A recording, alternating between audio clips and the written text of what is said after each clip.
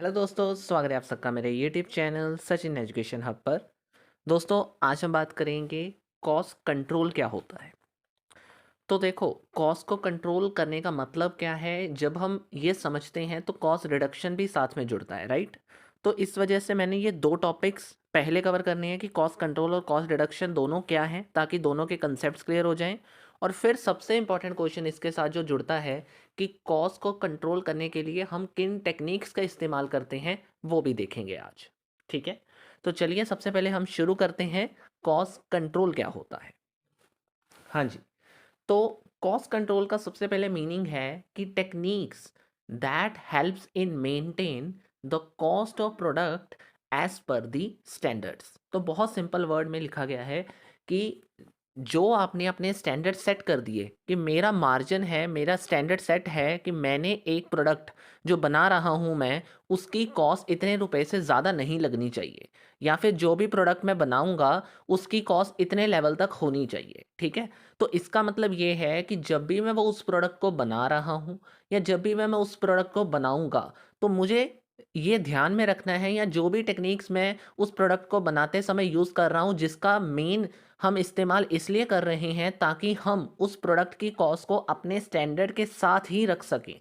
यानी in short, अगर मेरा स्टैंडर्ड है कि एक प्रोडक्ट को बनाने के लिए मुझे 500 रुपये से ज़्यादा कॉस्ट नहीं लगानी है, तो इसका मतलब ये है कि जितनी भी टेक्निक्स मैं इस्तेमाल करूँगा उस प्रोडक्ट को बनाते समय कॉस्ट को मेंटेन करने के लिए, ताकि वो 500 रुपये से ज़्यादा ना लगे मेरे प्रोडक्ट को बनाते समय उस चीज़ को, तो that is consider to be a cost control. ठीक है, तो ऐसी टेक्निक्स इस्तेमाल कर रहे हो जिसकी वजह से मेरी कॉस्ट कंट्रोल हो जाए, जो मेरा स्टैंडर्ड है उस स्टैंडर्ड के बीच में ही मेरा प्रोडक्ट उस कॉस्ट में बन जाए, that techniques is consider to be a cost control. अब बात आती है दूसरी तरफ, सर कॉस्ट रिडक्शन क्या होता है। तो कॉस्ट रिडक्शन का मतलब जब हम निकालते हैं तो एक ये लॉन्ग टर्म अप्रोच मानी जाती है, जिसमें हम अपने खर्चों को कम करने की कोशिश करते हैं। खर्चों को कम करने का मतलब होता है कि इन शॉर्ट हम ऐसे मेथड्स, ऐसे टेक्निक्स, ऐसे मेजर्स यूज़ करते हैं जिनका इफेक्ट हमारी कॉस्ट के ऊपर परमानेंटली पड़ सके। मतलब क्या है सर, मतलब ये कि हम जिन टेक्निक्स का इस्तेमाल कर रहे हैं, हम जो तरीके इस्तेमाल कर रहे हैं अपनी प्रोडक्ट की कॉस्ट को मिनिमाइज करने के लिए, यहाँ से अब मेन समझो, हम मेंटेन नहीं कर रहे हैं, हम मिनिमाइज कर रहे हैं। तो जब हम मिनिमाइज करेंगे अपने खर्चों को, जिन तरीकों की वजह मतलब जिन तरीकों से या जिन टेक्निक्स के थ्रू, वो क्या मानी जाएंगी, कॉस्ट रिडक्शन। यानी कॉस्ट रिडक्शन का मतलब होता है कि जब आप अपने खर्चों को कम कर रहे हो without any product quality effect. यानी मैंने अपनी क्वालिटी, जो प्रोडक्ट की क्वालिटी है उसमें कोई इफेक्ट नहीं रखा या उसमें कोई इफेक्ट नहीं पड़ा है, लेकिन उसके बावजूद मैंने अपनी कॉस्ट को कम करने की कोशिश की है, और वो जो इफेक्ट पड़ा है प्रोडक्ट की कॉस्ट कम करने का, वो परमानेंट इफेक्ट है, तो वो क्या माना जाता है, कॉस्ट रिडक्शन माना जाता है। क्लियर है दोनों कंसेप्ट। मेरे ख्याल से बहुत सिंपल है कि स्टैंडर्ड के हिसाब से अपनी कॉस्ट को कंट्रोल करके प्रोडक्ट को बनाना कॉस्ट कंट्रोल है। जब आप मिनिमाइजेशन की बात करते हो कि कॉस्ट को मिनिमाइज कर सकूं एक लेवल तक कि वो परमानेंटली मेरे प्रोडक्ट की क्वालिटी को इफेक्ट भी ना करे और मुझे कम से कम कॉस्ट उसके ऊपर लगे, that is consider B a cost reduction.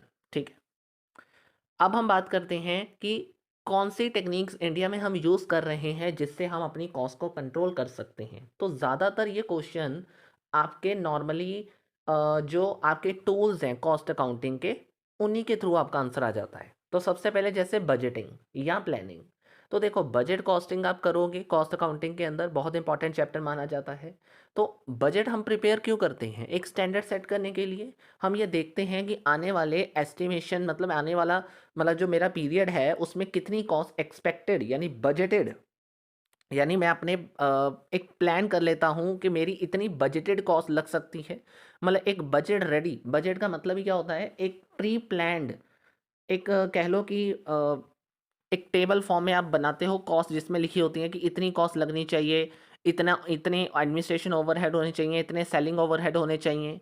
तो वो चीज़ हम एक एस्टिमेशन के बेसिस पे जो हम बनाते हैं कि आने वाले टाइम पीरियड में इतना ही हमें ध्यान लेकर चलना है। तो वो टेक्निक, वो जो हम वो जो हम बजट बना रहे हैं, वो बजट किस चीज़ के लिए बना रहे हैं, ताकि हम उसके हिसाब से आगे काम कर सकें, इतने हिसाब से हम अपनी कॉस्ट को मैनेज कर सकें। तो that is consider to be a cost control technique, कि जो हमने अपना बजट बनाया, बजट के हिसाब से जब हम उस प्रोडक्ट की कॉस्ट को लगाएंगे, यानी जो भी प्रोडक्ट बनाएंगे उतने उसमें इतनी ही कॉस्ट लगनी चाहिए, हम इसको देखेंगे और कंट्रोल करेंगे, तो ऑटोमेटिकली बजट कॉस्टिंग या बजटिंग मेथड जो है उससे हमें क्या मिल रहा है, कॉस्ट कंट्रोल देखने को मिल रहा है। ठीक है। दूसरा आपके पास आता है स्टैंडर्ड कॉस्टिंग। स्टैंडर्ड कॉस्टिंग भी एक ऐसा मेथड है। अब देखो, बजट और स्टैंडर्ड, बजट मतलब एक होता है प्रॉपर ओवरऑल मेरा खर्चा कितना लगना चाहिए, ठीक है। लेकिन स्टैंडर्ड का मतलब होता है पर यूनिट, मतलब एक प्रोडक्ट के पीछे मुझे कितना ध्यान में रखना है कि एक प्रोडक्ट के ऊपर मुझे बनाते समय कितना खर्चा लगाना है या कितना लगना चाहिए। आप देखते होगे स्टैंडर्ड कॉस्टिंग करते टाइम कि स्टैंडर्ड आर्स कितने लगने चाहिए, स्टैंडर्ड मटेरियल कितना लगना चाहिए, स्टैंडर्ड ओवरहेड्स कितने लगने चाहिए। तो ये जो चीज़ें आप देखते हो, यानी वो स्टैंडर्ड वर्ड जो है वो आपने फिक्स किया है कि इतना लगना चाहिए, इतना आपने एक बनाया हुआ है मेथड कि इतना आपका एक प्रोडक्ट के ऊपर लगना चाहिए टाइम, या फिर ओवरहेड या फिर मटेरियल इतना लगना चाहिए।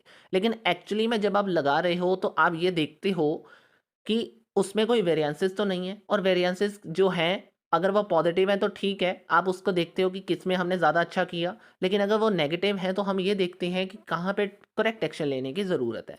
तो क्या होगा उससे, ऑटोमेटिकली हम अपनी कॉस्ट को कंट्रोल कर पाएंगे, किसकी वजह से, स्टैंडर्ड कॉस्टिंग की वजह से। नेक्स्ट आता है आपके सामने एबीसी। एबीसी कॉस्टिंग मैंने ऑलरेडी वैसे आपको बताया है। दैट मीन्स कि आप प्रोडक्ट के बेसिस पे नहीं, जब आप एक्टिविटीज़ के बेसिस पे अपनी कॉस्ट को बांटते हो, एलोकेट करते हो, यानी आपने क्या किया, जो आपके ओवरहेड्स बने हैं, आपने देखा कि एक प्रोडक्ट के ऊपर 20 लाख रुपए के ओवरहेड्स लगे हैं, मतलब जितना भी मैंने प्रोडक्ट बनाए उसमें मेरे जितने आर्स लगे हैं, ये सब करने के बाद मुझे पता चला कि मेरे इतने ओवरहेड्स भी लग रहे हैं। ओवरहेड मीन्स इनडायरेक्ट कॉस्ट भी मेरी इतनी लग रही है किसी चीज़ को बनाने के ऊपर। तो अब वहाँ पे कंसीडर हमने क्या किया, एबीसी कॉस्टिंग का मतलब होता है, यानी एक्टिविटी बेस्ड कॉस्टिंग हमें ये बताती है कि जो आपने वो 20 लाख रुपए इनडायरेक्ट कॉस्ट बताई है, अगर आप उनको प्रोडक्ट के बेसिस पे नहीं, या आर्ट्स के बेसिस पे नहीं, या फिर आप अपना कोई एब्जॉर्प्शन बेस है उसके बेसिस पे नहीं, बल्कि एक्टिविटीज़, यानी जो आपने एक्टिविटीज़ करी हैं, यानी जैसे मटेरियल हैंडलिंग एक्टिविटी होती है, या फिर कह लो कि मशीन को हैंडल मेंटेन करने के ऊपर जो एक्टिविटी हुई है, उन एक्टिविटीज़ पे आपका कितना, मतलब वो उन एक्टिविटीज़ के बेस के ज़रिए जब आप अपनी कॉस्ट को डिवाइड करने की कोशिश करते हो, इन शॉर्ट, ठीक है। तो वो मेथड क्या माना जाता है आपका, that is called as activity based costing. यानी आप स्पेसिफिक एक्टिविटीज़ को पहले ढूंढते हो और उनमें अपनी ओवरहेड्स या उनमें अपनी कॉस्ट को एलोकेट करते हो, तो वो मेथड क्या माना जाता है, एक्टिविटी बेस्ड कॉस्टिंग। उससे क्या होता है, कई बार आपकी कॉस्ट आपको देखने में मिलती है कि वो एलोकेट अच्छे से हो जाती है, क्योंकि एक्टिविटीज़ जितनी हुई हैं उतने हिसाब से अगर हम एलोकेट करेंगे तो उसको अच्छे से कंट्रोल हम कर सकते हैं। ठीक है। नेक्स्ट आता है लीन मैनेजमेंट। लीन मैनेजमेंट एक ऐसा मैनेजमेंट होता है जिसमें हम बिजनेस मैथडोलॉजी होती है, यानी एक तरीके से कह लो एक बिजनेस प्रोसेस हम रेडी करते हैं, जिसको इस तरीके से डिज़ाइन कर लिया जाता है कि जो भी हम अपना प्रोडक्ट बनाएंगे वो क्वालिटी उसमें इम्प्रूव हो सके।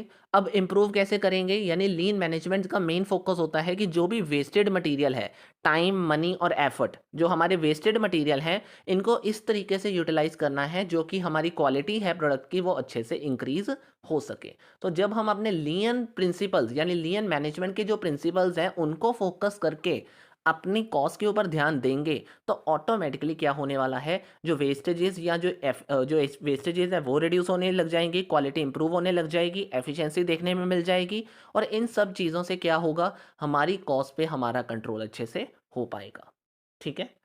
नेक्स्ट आपके पास आता है employ training and engagement.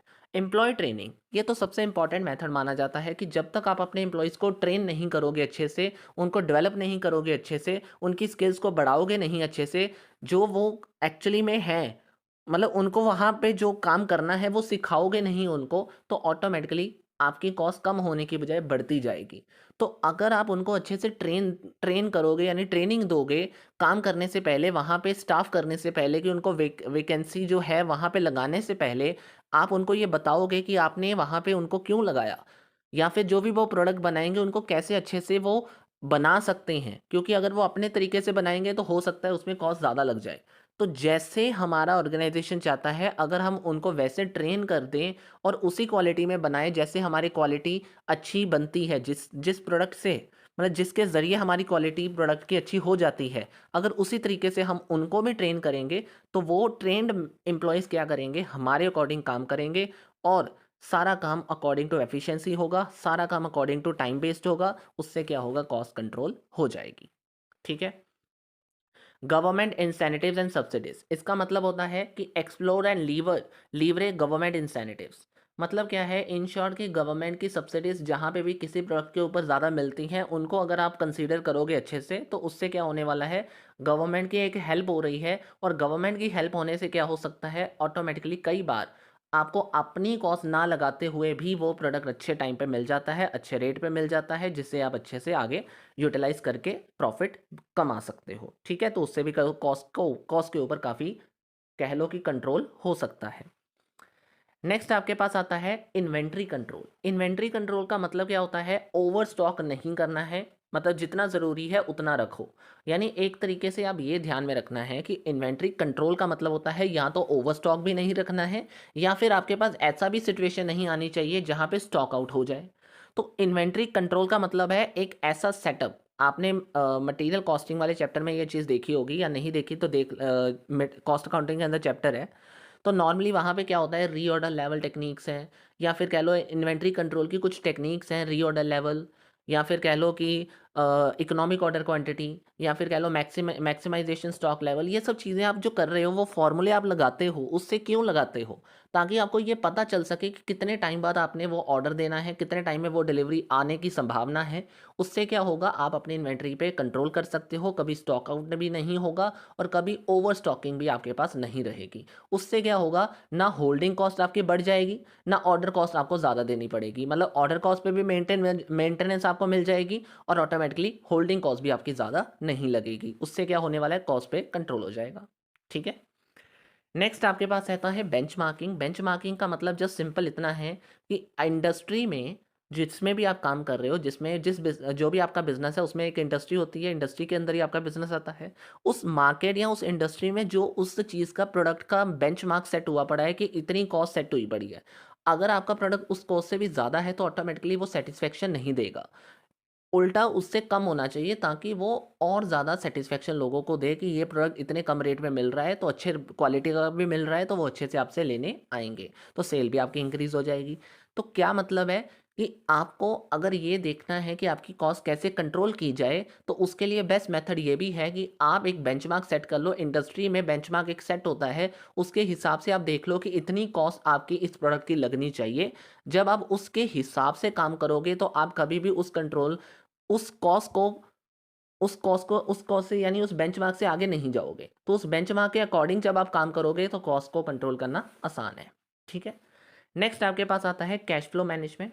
Cash flow management की जब हम बात करते हैं, तो efficient management of cash flow to avoid unnecessary borrowing cost and take the advantage of early payment discount. मतलब क्या है कि अगर हम अपने कैश फ्लो मैनेजमेंट यानी इनफ्लो और आउटफ्लो, ध्यान रखना है कि ज़्यादा आउटफ्लो होना बहुत खतरनाक हो सकता है, तो ऑटोमेटिकली इस चीज़ को मैनेज करना बहुत ज़रूरी है। तो इसीलिए अननेसेसरी बोरिंग कॉस्ट कभी नहीं होनी चाहिए। अगर आपका कैश फ्लो मैनेजमेंट एफिशिएंट है, तो उससे क्या होगा, आपके आपके बिजनेस की एक तो रेपो अच्छे से बढ़ जाएगी, और आप एक एडवांटेज ले सकते हो अर्ली पेमेंट डिस्काउंट का। ठीक है। तो इन सब चीज़ों का एक एडवांटेज आपको ये देखने को मिलता है कि अगर आप कैश फ्लो को अच्छे से मैनेज कर लोगे, आपके पास हमेशा वर्किंग कैपिटल बनी रहेगी, आपके पास हमेशा लिक्विडिटी पोजीशन बेटर रहेगी, तो कभी भी आपके पास ऐसी सिचुएशन नहीं आएगी कि आप अपनी कॉस्ट को ज़्यादा कर पा रहे हो, या फिर आप कह लो कि कॉस्ट को कंट्रोल नहीं कर पा रहे हो। तो कॉस्ट कंट्रोल करने का बेटर एक ये भी तरीका है कि आप अपने कैश फ्लो मैनेजमेंट को अच्छे से एफिशिएंट रखो, मैनेज करके रखो। उससे क्या होगा, कॉस्ट ऑटोमेटिकली मेंटेन रहेगी, कंट्रोल में रहेगी। ठीक है जी। तो बस ये है आपका कॉस्ट कंट्रोल, और कॉस्ट कंट्रोल की टेक्निक्स और कॉस्ट रिडक्शन में इसमें क्या डिफरेंस माना जा सकता है, वो भी मैंने आपको एक छोटे से पॉइंट में समझा दिया। बाकी इनकी सेपरेट वीडियो आपको मिल जाएगी, कॉस्ट कंट्रोल और कॉस्ट रिडक्शन के डिफरेंस की, वो मैंने ऑलरेडी अपलोड करी हुई है। ठीक है।